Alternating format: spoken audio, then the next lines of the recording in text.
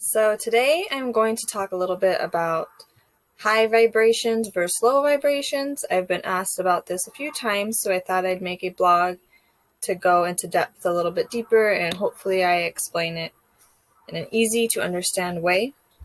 So first, when it comes to spirituality, there is no right way to be spiritual. To be spiritual simply is being connected to your spirit, or to be aligned with yourself, or following your soul path.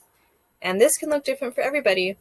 So everyone has their own lessons that need to be learned, and that means what's right for me could be wrong for somebody else at that specific time in their life. What's wrong for me on my path and my journey can be right for somebody else and in the moment of their journey. So there's no right way to behave. You don't need to be into crystals, meditation, astrology. There's no correct way to behave. So when a group of people starts to make rules like this, then it simply becomes a religion. It's no different than religion. If you are genuinely interested in astrology, crystals, and things of that nature, then that's fine too. But it doesn't have to be that way for everyone.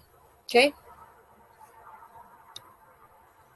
So the concept of holding a high vibration is a common misconception, and it's to hold a high vibration 100% of the time is not sustainable, and I've seen people become very imbalanced in this belief, and because of this they don't allow themselves to feel lower vibrations like sadness and anger, and they end up harming themselves because of this, because when you do that, you cut off part of your energy field. See, our emotions, we have a full range of emotions in the human experience, and this is how our energy cleanses itself. We go up, we go down, and it's a constant cleansing. So when we have this belief that we can't feel lower vibrations, we end up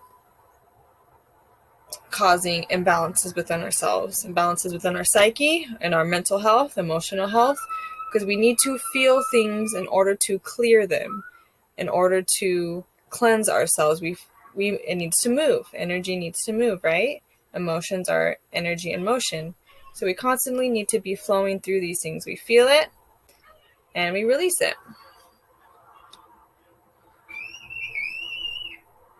So I've seen people who are solely focused up here on spirituality only, high vibrations only. It can lead to ill health, and I see a lot of delusion and mental illness. This is because when you're connecting only to your spirit self and not to your physical body, you become ungrounded.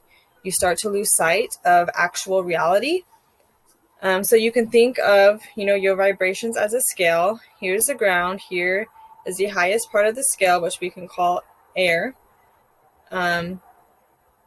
So the higher you get in your vibration, literally the farther you become from the ground, which you become ungrounded or unstable. You start to become consumed with your own thoughts, your own emotions, and you mistake these for reality. So you start to believe that everything up here is what's real, everything you feel is what's real, exactly how it is. And you start to project what's up here into what's going on out here, and that's not always the case. That's not healthy. Although we do create our own reality, just because we think something or we feel something's true, it doesn't always mean it is. But that's what can happen when you're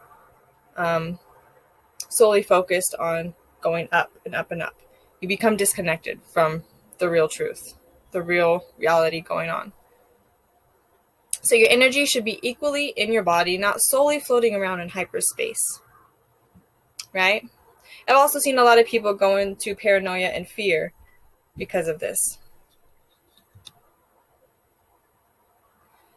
So it's okay to focus on your physical body and the 3D world. Okay, the 3D world is not the matrix like a lot of people say. It's not a true belief.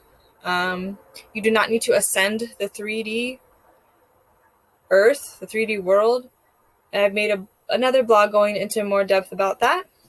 So what the matrix is, it's your mind, okay? The matrix is the mind, the negative beliefs in your mind, the own cage that we trap ourselves in with our own thoughts and beliefs about the earth, about the world, about this place that we live in, about ourselves, about other people. That is the matrix. We end up trapping ourselves, okay? So when is it actually beneficial to raise your vibration? So when we're born, for most of our lives, we go through our lives, we're down here extremely low on our vibration. As not always as children, children hold an extremely high vibration.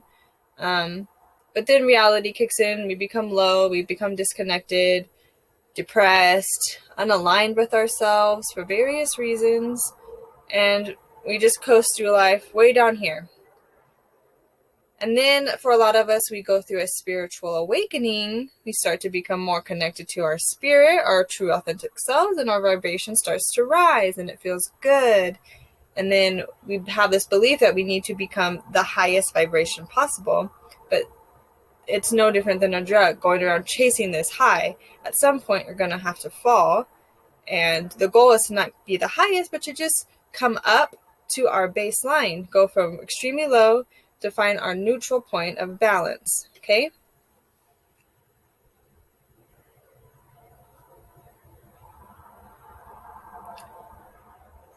Another point that I added is that a lot of people who are solely focused up here develop a self-righteous, holier-than-thou personality, which I have seen a lot because I live near Sedona, and I see this in a lot of people over there.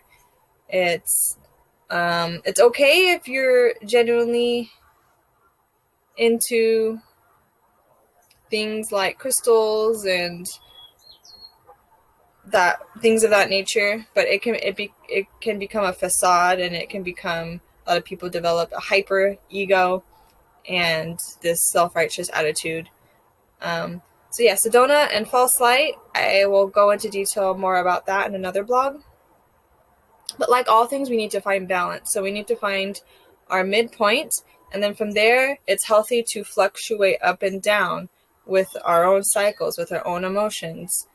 Sadness is a low vibration because it's slow. We could think of vibrations like guitar strings. So the lowest sounding string on a guitar is low because it is slow, and when you strum it, it vibrates more slowly. But as you tighten the string, the vibration becomes higher and the note becomes higher, and when you strum it, it vibrates faster. Okay, so this is slow and fast.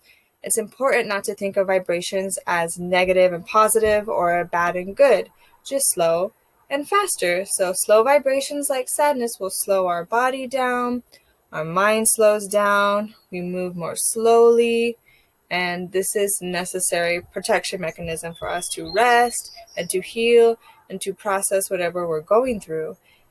And vibrations like elation or mind, extremely high vibration, our mind moves faster, our bodies moves faster, we can think faster, and that's all it is. It's a fast vibration. It's not necessarily a more positive or better vibration, because all emotions are necessary to feel. It's perfectly normal to feel lower vibrations when you go through a traumatic event, a life-changing event. Your body is telling you you need to slow down and rest, okay? You cannot rest and heal when you're like this all the time, vibrating extremely fast. So we heal when we're slow, when our body slows down. And this is another reason why meditation can be important for healing, to put our body back in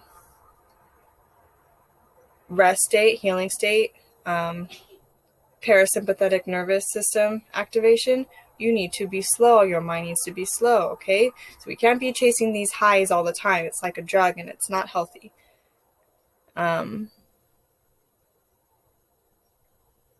So remember that the higher you get, the farther away you are from the ground, and the more disconnected you become to reality and from your body. So, and remember, the point of being a spirit in a human body is to have a human experience and not just a spiritual experience. So I hope I explained that in an easy to understand way.